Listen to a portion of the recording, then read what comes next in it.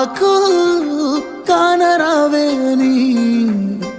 ఎవరి కంట్ల పడకుండా నేను వెళ్ళిపోతున్ననే నువ్వు నాతో మాట్లాడలేవే అని ఎవరితో మాట్లాడకుండానే వెళ్ళిపోతున్ననే